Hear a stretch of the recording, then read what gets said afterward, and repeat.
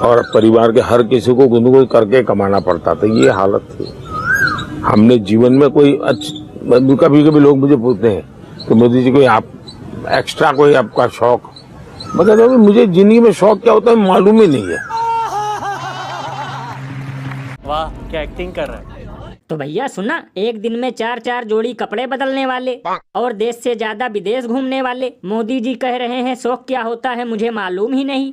लल्लन भैया, इसीलिए तो अब की बार जब से चुनाव का मौसम आया है तब से लोगों ने कपिल शर्मा का शो देखना छोड़ दिया, क्योंकि एक से एक नए चुटकुले तो यही लोग सुनाया करते हैं।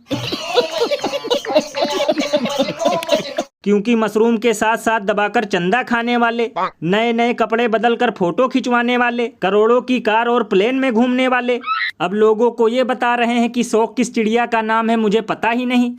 भैया इसीलिए तो लोग घनघोर बेइज्जती करते हुए ये कहते हैं कि जिसकी माँ मांजती थी दूसरों के घर बर्तन, वो बेचारा दुख में घूमने जाता था अमेरिका, पेरिस, लंदन। गजब बेइज्जती है।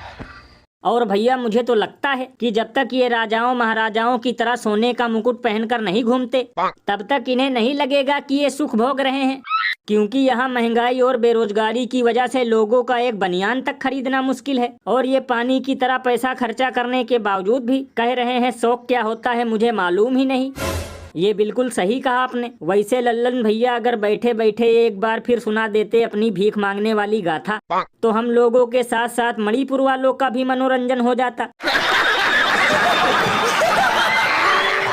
और अभी तो रुको, क्लाइमैक्स अभी बाकी है। ये 5 साल पहले मैंने आपसे कहा था आप थकते क्यों नहीं हैं। आज 5 साल बीत जाने के बाद आप ज्यादा एनर्जेटिक मुझे लग रहे हैं, ज्यादा आपने रैलियां की है, ज्यादा आप काम कर रहे हैं। आप वाकई थकते क्यों नहीं हैं? तो भैया सुना, एक बार उल्टी गंगा बह सकती है, चींटी हाथी को लोरी सुना सकती है, यहाँ तक कि मोटू समोसे खाना छोड़ सकता है, लेकिन इन लोगों की चापलूसी नहीं छूट सकती। ये बिल्कुल सही कहा आपने, गजब की चापलूसी चल रही है।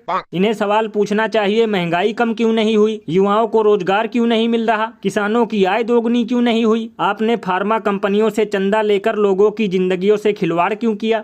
लेकिन इन सब चीजों पर ये लोग कोई सवाल नहीं करेंगे, क्योंकि इन्हें तो ये जानना ज्यादा जरूरी है कि आप थकते क्यों नहीं। भैया इसीलिए तो इस पर महान कवि बाबा लपेटू दास ने कहा है कि पता नहीं पहले मुर्गी आई या अंडा, और अब जूता चाट कर साफ करना ही बन गया है मीडिया वालों का धंधा। अरे बाप रे, ये तो धोती खोल रहा है। और भैया इन लोगों को कौन समझाए कि थकने के लिए काम करना पड़ता है, और जो व्यक्ति दिन भर करोड़ों की कार और प्लेन से सैर सपाटा करता हो वो भला क्यों थकेगा। यही बात पसीने में लथपथ किसी गरीब मजदूर से जाकर पूछो तो बताएगा कि थकान क्या चीज होती है।